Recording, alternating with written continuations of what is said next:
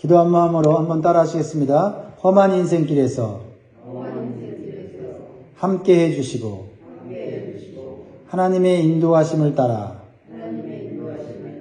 변화되고 성장하게 하소서. 할렐루야. 아멘. 인생은 만남을 통해서 성장하고 변화됩니다. 험하고 외로운 광야길을 가던 야곱이 하나님을 개인적으로 새롭게 인격적으로 만나게 됩니다. 그래서 하나님의 약속을 받고 하나님의 인도하심을 따라 그 광야길을 걷게 됩니다. 똑같은 광야길인데 하나님 만나고 나니 미래가 희망적이고 삶이 기대가 되는 그런 삶을 살게 되었다라는 것입니다. 그리고 하나님의 인도하심을 따라 새로운 사람들과 만남을 갖게 되면서 그의 인생의 변화와 성장이 이루어지는 것을 보게 돼요. 오늘 말씀을 통해서 우리에게 주신 교훈 첫 번째는요, 하나님의 인도하심은 새로운 만남을 통해서 이루어진다라는 것입니다. 좋은 사람을 만남으로 인해서 힘과 위로와 용기를 얻습니다. 좀 까다로운 사람을 통해서 인생의 부족한 부분을 훈련받습니다. 또한 미성숙한 사람을 통해서 자신의 미성숙함을 발견하고 성숙해집니다. 그리고 새로운 만남은 좋은 사람이든 까다로운 사람이든 미성숙한 사람이든지 하나님의 인도하심을 받는다면 우리에게 다 유익한 줄 믿습니다. 저는 우리 영광 성도들을 생각하며 참 감사가 넘칩니다. 하나님께서 저를 이곳에 젊은 목회자로 보내셔서 미성숙하고 부족하고 아직 완숙되지 못한 많은 것들이 있었는데 위로받고 힘을 얻고 말씀을 통해 또 사역을 통해서 변화되고 성장한 것을 제가 느낍니다. 그래서 참 감사한 마음이 넘칩니다. 하나님이 인도하셔서 영광교회 성도들을 만나게 하셨구나. 여러분도 마찬가지일 겁니다. 이 미국 땅에 와서 또 여러 믿음의 성도들을 함께 만나고 또 하나님이 인도해 주셔서 변화되고 성장된 삶을 살게 된 줄 믿습니다. 야곱은요, 부유한 환경에서 자랐습니다. 아버지 이삭이 부유한 사람이었습니다.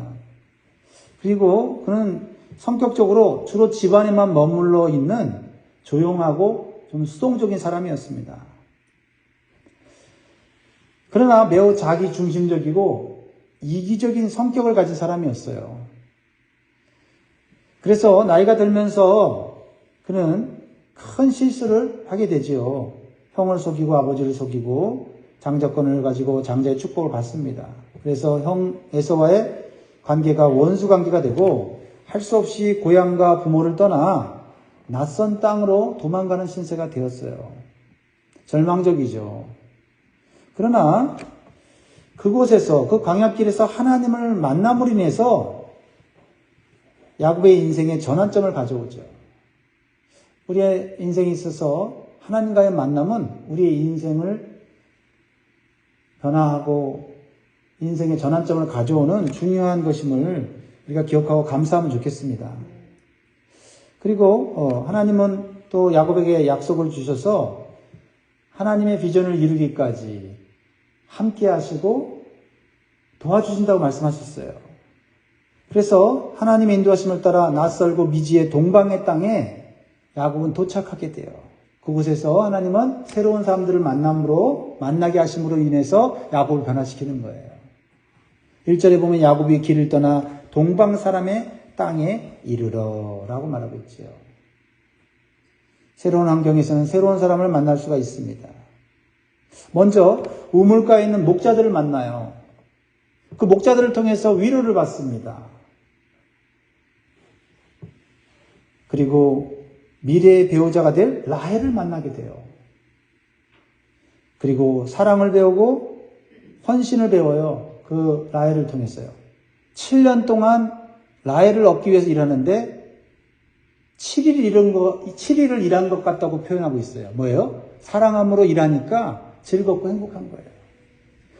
그리고 삼촌 라반을 통해서 처음에는 위로를 받았지만은 나중에는 힘든 인생 수업을 톡톡히 받게 되죠. 그래서 더 성숙한 사람이 됩니다. 우리는 만남을 통해서 우리의 인생이 성장하고 변화되고 성숙되어진다는 사실을 기억하시기를 바랍니다. 두 번째로 주시는 교훈은요, 하나님의 인도하심은 정확한 타이밍이 이루어진다는 거예요. 그래서 때로는 기다리는 인내가 필요하고요, 때로는 적극적인 움직임이 필요해요. 하나님의 인도하심이 포착이 되면 적극적으로 움직일 필요가 있어요. 오늘 본문의 야곱은 기나긴 광야길을 걸으면서 인내의 시간을 가져야 했어요. 800km가 넘는 길이에요. 한 번도 가보지 않은 길이에요. 그렇죠? 오늘날처럼 교통수단이 발달한 것도 아니에요. 숙박시설이 있는 것도 아니에요. 광야에서 먹고 자고 해야 돼요. 그러면 강도의 위험도 있어요. 야생동물의 위협도 있을 겁니다. 그 길을 걸으면서 과연 내가 삼촌 라반을 만날 수 있을까? 삼촌 라반이 과연 나를 환영할까? 하는 이러한 걱정과 두려움 있었을 거예요. 그러나 하나님의 인도하심을 믿고 한 걸음 한 걸음 인내하면서 하나님의 때를 기다리면서 걸어갔다라는 것입니다. 여행 막바지에 지쳐 있을 때 한 우물을 발견합니다. 그리고 거기 있었던 목자들을 만나게 돼요. 그러자 야곱은 그의 성격과는 달리 매우 적극적인 자세를 취하는 것을 보게 됩니다. 자, 보세요. 4절에 보면 야곱이 그들에게 이르되 내 형제여 어디서 왔느냐? 그들이 이르되 하란에서 왔노라. 적극적으로 찾아가서 내 형제여, my brother. 사실 낯선 사람에게 brother이라고 말하기 쉽지 않잖아요. 야곱이 그만큼 하나님의 인도하심을 받아서 성격이 변화되고 있는 거예요. 그렇죠? 친절함과 따뜻함이 그의 안에 지금 있는 거지요. 그러자 놀라운 이야기를 들어요. 하란에서 왔다는 거예요. 왜요? 지금 야곱은 하란으로 가고 있어요. 하란이 어딘지 몰라요. 오늘날같이 지도가 있거나 뭐 내비게이션이 있는 것도 아니에요. 그런데 목자들을 만나고 그들에게 친절하게 대함으로 인해서 놀라운 정보를 얻게 되죠. 우리가 하란에서 왔습니다. 그러자 야곱은 그 다음 질문을 하죠. 5절에 그들에게 뭐라고 묻습니까? 너희들이 나홀의 손자 라반을 아느냐라고 물어봐요. 나홀의 손자. 그러니까 아브라함 할아버지의 형제죠. 그 형제의 손자가 라반인데 그 외삼촌 집에 가려고 하는 중에 혹시 라반을 아느냐 물어보니까 그들이 안다는 거예요. 얼마나 큰 위로를 받았겠어요. 얼마나 큰 평안을 얻게 되었을까요? 근데 야곱이 또 걱정되는 게 있어요. 삼촌 라반의 집에 가는데 그 집이 평안하지 않으면은 자신을 받아줄 만한 형편이 안 되면 그거 짐 아닙니까? 그래서 물어봐요. 6절에 야곱이 그들에게 이르되 그가 평안하냐 이르되 평안하니라. 그의 딸 라헬이 지금 양을 물고 원하니라. 얼마나 마음에 큰 위로가 됐을까요? 이것을 들으면서 야곱은 하나님이 나와 함께 계시구나. 하나님이 나를 인도하고 계시구나 하는 것을 느끼고 있는 거예요. 거기다가 생각지도 않았던 놀라운 정보를 얻게 되죠. 뭐요? 라반의 딸 라헬이 지금 양을 몰고 우물가로 오고 있다는 거예요. 이렇게 하나님의 타이밍은 정확하고 세밀합니다. 야곱은 800km나 되는 한 달 정도 걸어가야 되는 길을 걸어왔어요. 그 한 달 되는 거리를 걸어가는 동안에 라헬이 양을 몰고 우물가로 오는 그 타임에 맞출 수가 있어요, 없어요? 약속을 해도 사람은 그 타임을 못 맞춥니다. 그런데 하나님은 한 달이 아니죠. 야곱이 지금 나이가 77세입니다. 77년의 인생을 살아왔어요. 그 77년의 인생에 자신이 이렇게 실패하고 허망한 인생을 살지 누가 알았겠어요. 그리고 고향 땅 아버지 집을 떠나서 빈털터리로 인생을 다시 시작할 줄 어떻게 알았냐고요. 그런데 하나님은 새로운 만남을 통해서 그의 인생을 새롭게 축복하고 인도하시는 것을 보게 되는 거죠. 그 출발점이 뭐예요? 라헬을 만나게 하신 거죠. 우물가에서. 그것도 해가 아직도 중천에 떠 있는 낮의 시간에 말이죠. 놀라운 하나님의 인도하심에 감탄했을 겁니다. 그러나 아직도 변화되지 못한 이삭의 모습이 보여요. 그 목자들에게 위로를 받았고 힘을 얻었어요. 그런데 이 야곱이 자기 중심적이고 이기적이라 그랬죠. 그러니까 이 목자들에게 뭐라고 하냐면 지금 빨리 우물에서 물 먹이고 빨리 가서 양들에게 풀을 뜯게 해야지 지금 왜 빈둥빈둥 놀고 있느냐라고 지적질하고 있고 또 책망하고 앉아있네요. 이 야곱의 특유의 어떤 그 자기 중심적인 그런 태도를 보여주고 있어요. 그러니까 8절에 목자들이 이렇게 합니다. 그들이 이르되 우리가 그리하지 못하겠노라 때가 다 모이고 목자들이 우물 아귀에서 돌을 옮겨야 우리가 양에게 물을 먹이느니라. 자기 기준으로 말하고 있는 거예요. 이 하란 지역의 문화는 뭐냐면 큰 돌로 우물을 막아놨어요. 그 이유는 이제 사람이나 동물이 빠지지 않게 하고 물이 오염되지 않도록 막아놓은 거예요. 그리고 룰이 있어요. 그들 나름대로에. 뭐예요? 목자들이 다 모이면 한꺼번에 돌을 옮겨서 물을 다 같이 먹이는 그런 룰이 있는데 자기는 브엘세바에서 왔으면서 자기 기준으로 여기 이 지역의 목자들을 판단하고 앉아있는 거예요. 그러니까 목자들이 우리는 그렇게 하지 않는다. 여기는 다 모여서 함께 물을 먹인다라고 얘기하는 거죠. 여기에는 또 야곱의 자기 꾀로 뭔가 자신의 조급함을 해결하려고 하는 그런 마음도 있는 거예요. 라헬이 온다고 하니까 삼촌의 딸이 온다고 하니까 이 목자들이 있으면 불편하니까 이 목자들을 쫓아내고 자기가 그 라헬과 만남을 통해서 뭔가 자신의 그동안 있었던 어려운 얘기를 좀 조용히 하고 싶었던 것 같아요. 조급한 거죠. 하나님의 때를 기다리지 못하는 조급함이 보여지는 순간이 아닙니까? 9절에 야곱이 그들과 말하는 동안에 라헬이 그의 아버지의 양과 함께 오니 그가 그의 양들을 치고 있었기 때문이더라. 말하는 동안에 라헬이 이미 우물가에 도착했어요. 그런데 또 변화된 야곱의 모습을 보여요. 성실하고 헌신적인 모습을 봅니다. 라헬을 만나자마자 내가 그동안 어떤 일을 당했고 내가 얼마나 그동안 고통을 당했는지 먼저 얘기하지 않아요. 성숙했어요. 남자다움이 있어요. 연약하고 조용한 사람이라고 그랬죠. 집안에만 있으니까 어머니 곁에서 음식이나 만들고 하던 그런 연약한 사람이었어요. 그런데 30일의 이 험한 길을 걸으면서 건강해지고 근육도 생기고 상당히 남자다움이 있지요. 그래서 먼저 어떻게 해요? 그 큰 우물의 돌을 옮겨 놓습니다. 그리고 아무 말도 하지 않고 이 라헬의 양, 외삼촌의 양에게 물을 다 먹여요. 얼마나 많은 시간이 걸렸을까요? 양 하나하나에게 물을 주고 돌보는 야곱의 성실함과 야곱의 헌신적인 모습이 거기서 드러나고 있는 거죠. 하나님의 인도하시면은 우리의 삶의 변화와 성장이 있어요. 만남을 통해서 우리는 성격도, 인격도, 신앙도, 삶의 자세도 바뀌는 것입니다. 특별히 하나님의 인도하시면은 기쁨과 감격과 감사를 주세요. 그제서야 이제 양의 물을 다 먹이고 난 다음에 11절에 그가 라헬에게 입 맞추고 소리내어 울며 그동안 복받쳤던 감정, 그동안 힘들었던 생각들이 떠오르면서 라헬에게 입 맞추고 소리내어 울었다는 거죠. 그러면서 나는 아버지의 생질이다.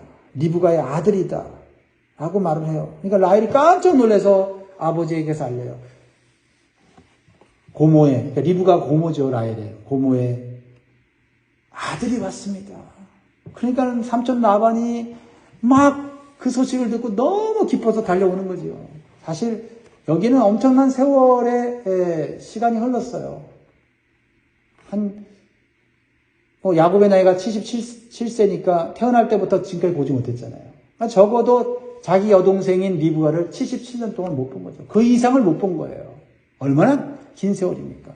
그러니 얼마나 참 보고 싶었고 얼마나 기뻐했겠습니까?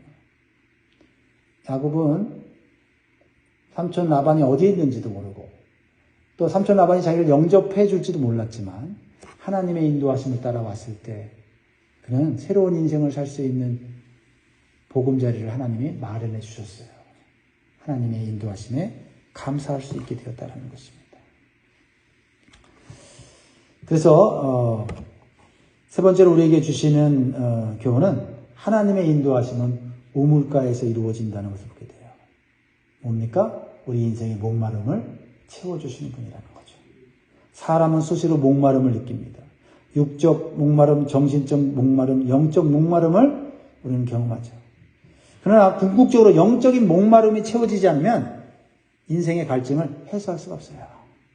육적인 목마름은 금세 다시 갈증으로 변하죠. 사람이 채워주는 목마름은 일시적이고 또 목마르게 돼요. 14절 보면 라반이 이르되 너는 참 내 혈육이로다 하였더라. 야곱이 한 달을 그와 함께 거주하더니. 한 달은 너무너무 좋았어요. 근데요, 삼촌 라반이 그렇게 성격이 좋은 사람이 아니에요. 이기적인 사람이에요. 야곱과 비슷한 면이 있어요. 속이고 막 돈만 밝히는 사람이거든요. 무엇을 의미합니까? 사람이 채워주는 위로, 사람이 채워주는 만족은 오래가지 못해요. 그러나 하나님이 채워주시는 것은 지속적이고 영원한 것입니다. 우물가에 만난 사람들의 이야기가 성경에 많이 나와 있어요. 하나님의 인도하심을 받은 자들이죠. 아브라함의 종이 이삭의 배우자 리브가를 우물가에서 만나요. 또 모세가 도망자가 돼서 실패한 자가 돼서 미디안 광야로 갔을 때 우물가에서 누굴 만납니까? 배우자 십보라를 만남으로 인해서 그의 인생이 다시 새롭게 시작돼요. 사마리아 여인이 우물가에서 의도적으로 기다리고 계시는 예수 그리스도를 만나게 되죠. 자신의 목마름. 5명의 남편이 있었지만 그 남편을 통해서도 만족을 누리지 못하는 정신적 목마름, 영적 목마름이 있었어요. 그러나 예수님께서 그의 목마름을 아시고 그에게 영원한 생수를 주시잖아요. 예수께서 대답하여 이르시되 이 물을 마시는 자마다 다시 목마르려니와 내가 주는 물을 마시는 자는 영원히 목마르지 아니하리니 내가 주는 물은 그 속에서 영생하도록 솟아나는 샘물이 되리라. 예수님께서 주시는 구원의 복음의 말씀이 우리의 영혼의 갈증을 해소하는 거죠. 또한 요한복음 4장 14절에 주님 말씀하십니다. 생수의 말씀과 성령을 받을 때 우리 인생의 목마름이 해결된다는 것을 보여주고 계시죠. 요한복음 7장에 명절 끝날 곧 큰 날에 예수께서 서서 외쳐 이르시되 누구든지 목마르거든 내게로 와서 마시라. 나를 믿는 자는 성경 이름과 같이 그 배에서 생수의 강이 흘러나오리니 하시니 이는 그를 믿는 자들이 받을 성령을 가리켜 말씀하신 것이라. 진정으로 하나님은 우리의 목마름을 해결해 주시는 분이십니다.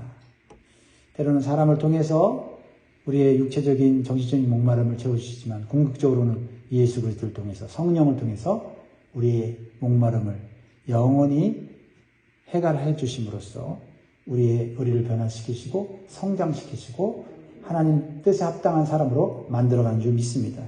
오늘 험한 인생길에 있습니다. 여러분 하나님의 인도하심을 바라십시오. 그리고 하나님께서 만나게 해주신 사람들에게 친절하고 그 사람들을 통해서 배우십시오. 그리고 하나님의 인도하심을 받을 수 있기를 주의 이름으로 축복합니다. 기도하겠습니다.